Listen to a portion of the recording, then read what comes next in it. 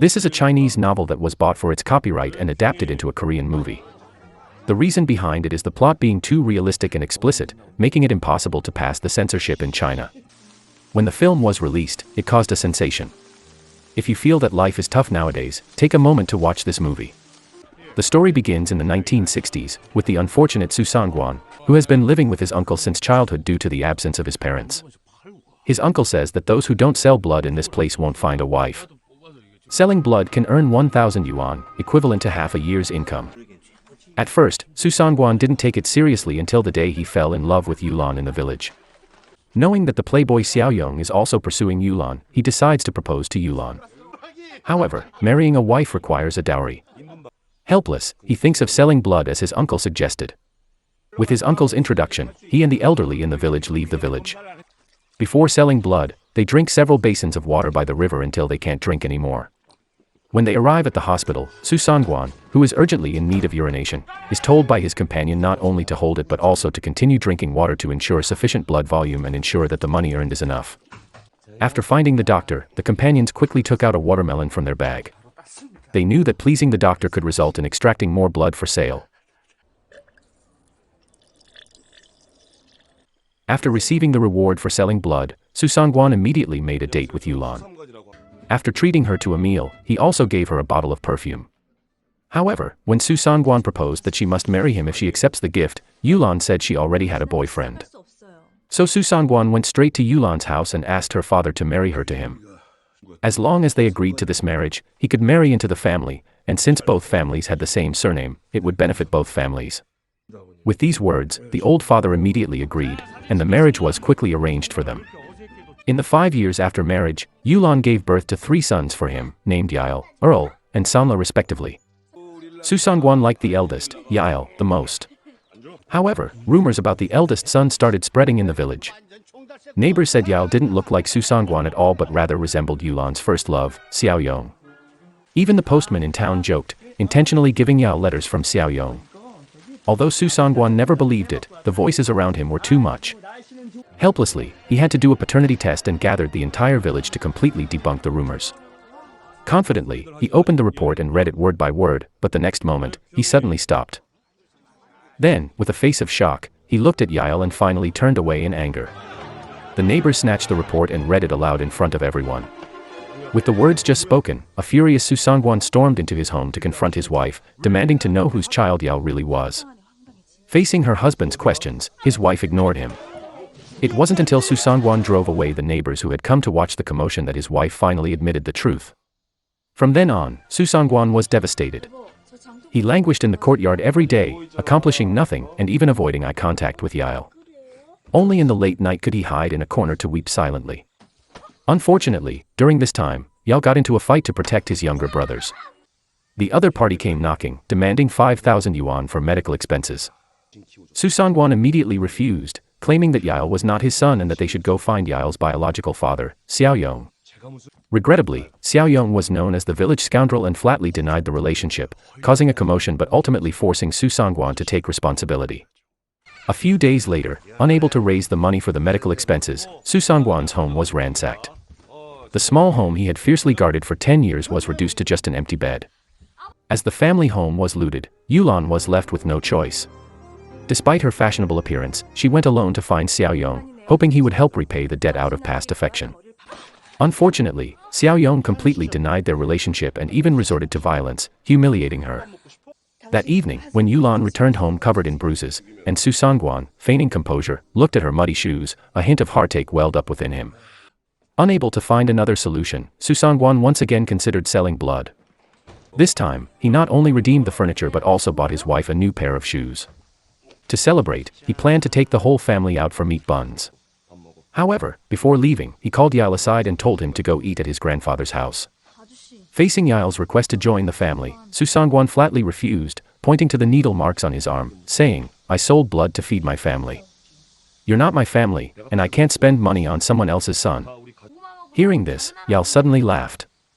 He knew his father still cared for him. That night, he sat alone at his grandfather's house, munching on sweet potatoes. The feeling was no less satisfying than eating meat buns. Perhaps it was fate playing its hand, as Yile's biological father, Xiaoyong, met with a car accident. Despite efforts to save him, he fell into a deep coma. On that same night, Xiaoyong's wife suddenly came to ask Yile to help summon her husband's spirit. She not only offered to adopt Yile but also promised to support him through college. Though the conditions were tempting, Sanguan didn't accept. Despite his poverty, agreeing would mean selling his son for money. Late into the night, he pondered the decision. Perhaps it was all a misunderstanding. However, Xiaoyong was Yile's biological father. After discussing with his wife, they agreed to the woman's request. The Taoist priest recited prayers and reminded Yile to shout for his father. Despite numerous reminders, Yile never uttered a word. Faced with a complete stranger devoid of any emotional connection, he couldn't bring himself to say "Dad." In frustration, he resorted to writing it down on paper for Yile to read. This time, Yile did read it out, but there was still no emotion. This angered Xiaoyong's wife, who berated him. Coincidentally, Sanguan, who had been watching from outside the window, noticed his father hiding and saw Yile's emotions finally crumble. He forcefully entered the memorial hall, disregarding everything, and embraced his son. On the way home, Yile held onto his father tightly, wearing a happy smile on his face. Finally, Sanguan realized that the bonds of affection built over more than a decade could not be erased. Even without a biological connection, Yile was his son. Just as everything seemed to be heading towards a brighter future, an unexpected setback occurred. One day, while playing in the fields with his younger brother, Yile collapsed, unconscious. After a thorough examination, it was discovered that he inherited encephalitis from his biological father, Xiaoyong. To save his life, surgery needed to be arranged promptly, costing a staggering 30,000 yuan. In order to save Yile, Sanguan asked his wife to take their son to the city first, while he stayed back to raise the surgery funds. That night, he borrowed money from every possible source in the village, enduring mockery and only managing to collect a small portion. The remaining amount had to be earned by selling blood. However, when he arrived at the hospital, the doctor refused because the last blood donation was not yet 3 months ago, and forcibly drawing blood might pose a life-threatening risk. Sanguan knew the danger, but desperate times called for desperate measures. To raise the remaining surgery funds, he concealed the dates and traveled to various cities, selling blood in major hospitals. Each blood donation earned him 3,000 yuan, and as long as he endured, he could eventually gather the remaining funds. To ensure an adequate blood volume, he stitched up his arm like he did in his younger years and continued drinking water. By the third donation, his arm had turned purple. One day, his wife called, and trembling, he lied that he had found an old friend and had enough money, currently on the way to the city. After hanging up, he appeared again at the blood donation center, waiting in line for the next draw. During the wait, a pale-faced man was expelled from the line. Seeing this, Sanguan hurriedly ran to the door, frantically slapping himself and pressing against the railing in an attempt to make his complexion look better. After this donation, he bought only a can of canned food, counting money on the street while supplementing his nutrition. At this point, he was still short of 3,000 yuan. As long as he endured the last blood donation, he could save Yile's life. However, an unexpected event occurred. Due to excessive blood donation, he fainted in the hospital. When he woke up, he realized that instead of selling blood, he had received a blood transfusion. Upon learning about the cost of the blood transfusion, he immediately demanded that the hospital take the blood back. The doctor, thinking he was a fool, wrestled with Sanguan until the weakened man fell to the ground, and money spilled out of his pocket. The next moment, the surrounding people's eyes filled with greed, like hungry wolves eyeing the banknotes. Sensing the danger, Sanguan quickly protected the money until the people around him completely lost control. After leaving the hospital, Sanguan's eyes turned black, and his face nearly as pale as a sheet. Weak and trembling, he rushed to the city hospital. Due to his strange behavior, the hospital considered him mentally unstable and expelled him. In a daze, Yile heard his father's call. At the window, he saw his desolate father in the crowd. Removing the needle, he searched the streets and finally found his father in a corner. Following the voice, Sanguan slowly raised his head, crossed the road, and came to his son, embracing him tightly. When he entered the hospital, his wife was unexpectedly lying on the bed, with a kidney donation contract placed beside her. In fact, Yile's surgery had already been completed. To ensure the optimal treatment time, his wife ultimately chose to sacrifice herself.